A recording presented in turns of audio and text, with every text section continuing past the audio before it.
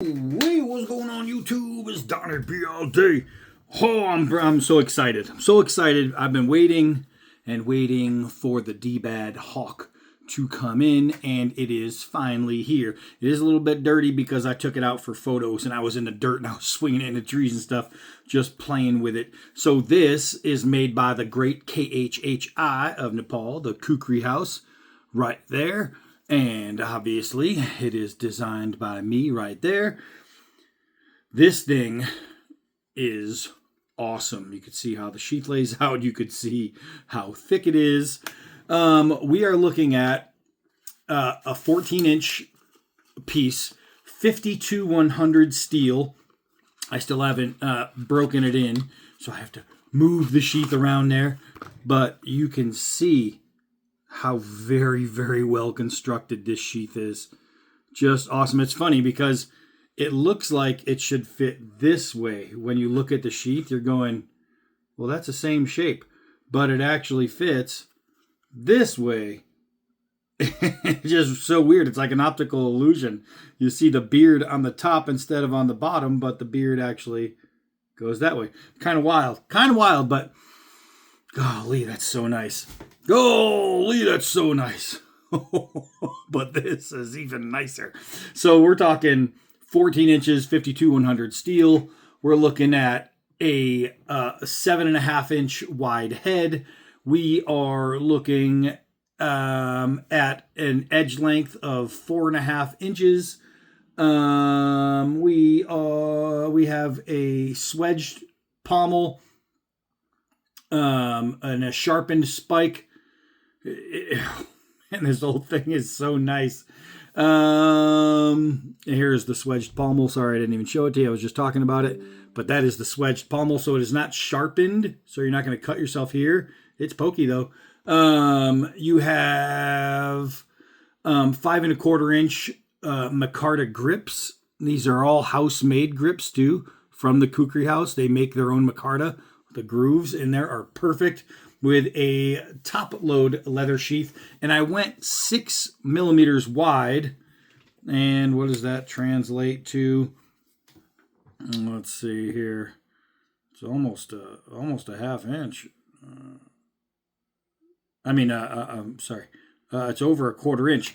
So it is a big piece. Now, my inspiration, I'm a hawk guy. People always say to me, they're like, dbad, if you had to go back to combat today, what knife would you take? And my answer has always been, I wouldn't take a knife, I'd take a hawk. And I would take a fighting hawk. Now, this one is not designed to be a combat hawk, and I'll tell you why. When I was inspired for this, or what inspired me for this, was the show Alone. And if you've ever watched the show Alone, these people get sent out to remote places by themselves, completely alone with nothing but gear. And they only can choose a certain amount of pieces of gear. And a lot of guys bring an axe, a full axe, because you got to make shelter. And the problem with a full axe is it's long. And if you're hiking and you're going out, carrying something that's 4 feet long is kind of a pain in the nuggets. And a lot of people carry a hatchet, but a hatchet is light. So you're not going to get the power that you're going to get in an axe, and you're not going to get the convenience you're going to get in a hatchet. So I thought, how can I create something that would give me the power of an axe with the convenience of a hatchet and the versatility of a tomahawk? So I needed 3 things. You have head size, you have thickness, and you have your stem. So you'll notice how the stem is curved. It doesn't just curve and then go straight. It doesn't curve and keep curving. And this back curve doesn't follow all the way through. You'll see how it has a complete wave in it. And the reason for that is because I wanted to send the stem forward, but I needed to keep the head back, especially with the angle of the head. This is where math comes in, and mathematically measuring your means and all that. So the spike is going to have a couple different functions.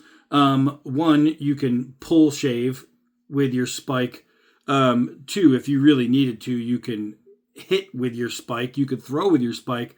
But the reason I went with a spike like this mainly is so I can jam my spike into something, and then I can either use the head of the axe without my hands. I can two-hand, if I jam the spike into something, I could two-hand cut or push with the spike dug into something for security. You just take your foot, you put it on the handle, you take your spike, you put it into the piece of wood, whatever you're doing, and then you bend down and you can use that as a leverage style cut. And a lot of people don't even think about that when they're using things, but that's why I went with this style of spike. You'll notice where the top right here, the pin, it goes dead center to here, but through the wave, which puts it farther toward the front than it is toward the back. And it's kind of an illusion. It looks like it would be off, but it's actually straight. So there was a lot that went into the design of this hawk. I wanted it to hit with a ton of power, but I didn't want it to be so thick or so heavy that it's just unusable for anything else other than hitting.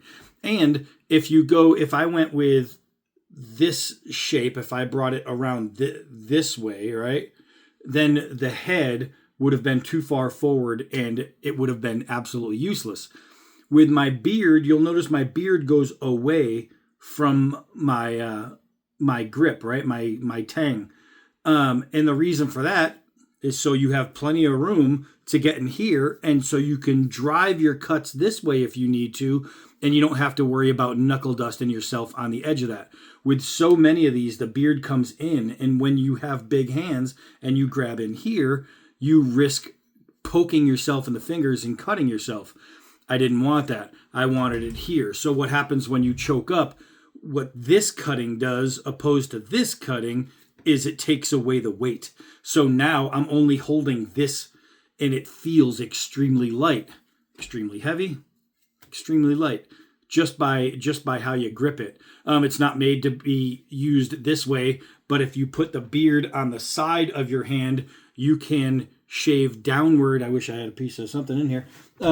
Shave downward with the spike, and you can, I'm trying to feather on a cardboard box, and without having the spine sharpened, because at first I was going to do a sharpened spine, but I can use this and I'd be able to dig cut that way without hurting myself here. You understand? So there was, when I design things, it's not just, oh, this would be cool. You have to really measure out your purposes and how you want everything done. You'll notice the grind is a complete axe grind. This isn't a thin tomahawk grind. This is a full out axe grind. That way you don't have to worry about dulling and things like that. You could sharpen this with a river rock if you have to. It's made to be robust, it's made to be strong, and it's made to just hit. So let's go outside and let's hit. All right, so here we are outside. You can get a good look at it. Whoa, this thing is a beast. Now, while it's not designed to be an absolute fighting hawk because of the weight, I'll tell you what, if you put it in my hand and have somebody come at me, forget about it. I'm taking them. You know, just this like alone is going to do enough damage. I can turn it around and just absolutely go nuts, and the grip is done so well that it doesn't matter how you hold it. It is just freaking phenomenal. This thing is great. I told you we're in monsoon season. We get a spurt of rain and then just perfect weather. But here you can see it. You can see this grip. This grip is done so well. This thing is just absolutely maddening. It is fan-freaking-tastic. All right, so I'm going to do a little bit of wood stuff. Obviously, it's not made to be a razor. Oh, imagine that. I just cut hairs. I did not expect that. I'm honest, I had no idea that I was going to be cutting any hairs with that. It's more of like it's not popping hairs, it's more like a breaking hairs with the edge. But I didn't expect that. All right, so I want to do a little something here. Let's see what I was showing you in the house, but trying to use cardboard. If I wanted to do some pulls, some feathering with the spike, I can do it. If I want to hold it this way and do some feathering with the meaty part of the blade, it's going to be a little bit harder because you have to work a rounded edge. But, I mean, you can do it. You can do it. It's going to be, obviously, you're going to have the ability to do it any way you want. It is just fantastic. Ta-da! So, what I wanted to do was show you how to drive on with the spike buried in. So what I'm going to do is come over here, and I want to bury the spike into a log, because if you're out in any survival situation, any wooded area, whatever, you're going to have the ability to hey go to use a log. Hey. There we go. So now I'm going to leave that like that. I'm going to go get my piece of wood, whatever I'm using. Hopefully you guys can see. So if I was going to cut something that needed to be cut this way, something that needed to be shaved down, I can do that. It's going to make those slices. But if I just turn my my wood, I'm trying to figure out how I can do this and still show you guys. All right. There we go. This piece of wood is not helping me, but I'm trying to get it started. I just have to find my angle. And she is not helping. But you can see how easy it is to feather this way. And this is just using this kind of material. But the feathering, when you do that, it comes out so nice, and you're able to really control the depth of your feathering. Now, if I had, let's see, I'll try this.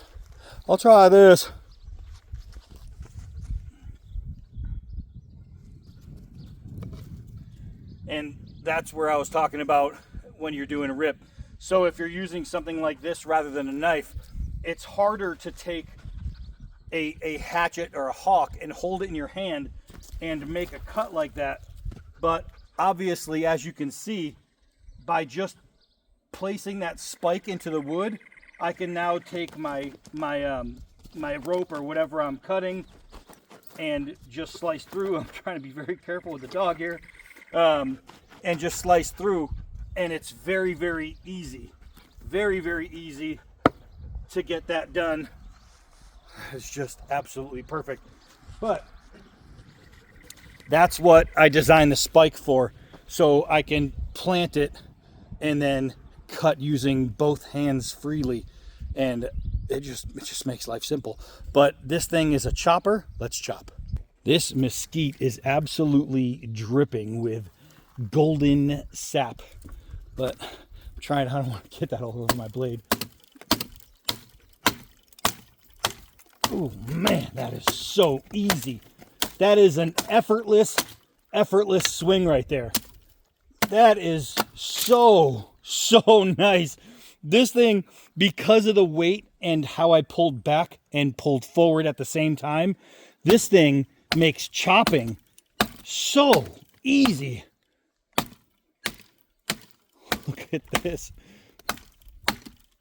If you are a camper, especially, or if you own property and you're always constantly having to chop wood or make yourself pathways through branches that are growing in, look at this thing.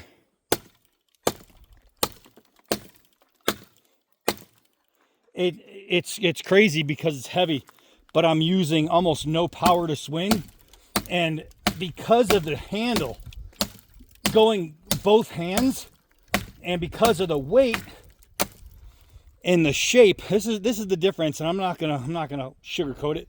This is the difference between a knife designer and somebody who designs a knife. Anybody can design a knife or an axe or a hatchet or a tomahawk. Anyone can. But it's about the nuances within the design that are going to tell you if it's going to be good or bad. And it's the small things. You can design anything, pick it up and use it, but it's going to be, can I use it better? Now I'm going to use a spike in this small area because I can get through all of that garbage right there. Having that sharp right there, if you'll notice, I didn't even think about that. Prying, I'm able to cut on a pry. That's really nice. Golly, that is super nice. That is super, super nice. I have to say, hitting here and then turning, using that as an anchor, that was actually really, really cool. There's some things, even when I design, that I will find that just not ready for. Sometimes it's even better than I think. And that was one of those moments where, wow, that was better than I thought. And I can absolutely appreciate that, because you always want it better than worse. All right.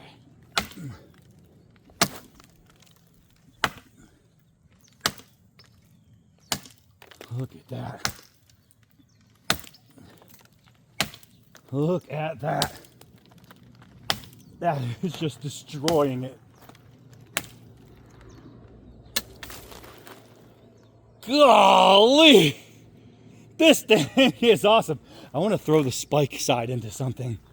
That's what I want to do. I got that telephone pole over there. I want to go try that. Hold on. All right, let's try this. I've never thrown this, so it's guesswork on where to stand. Oh, that was there.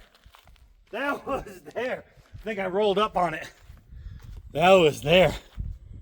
Even in reverse, this grip is nice. Okay, that time I threw it soft, and I know because I hit that. I'm not even changing my position. I'm just going to try and change the way I throw it. Bam! I'm not even changing my position.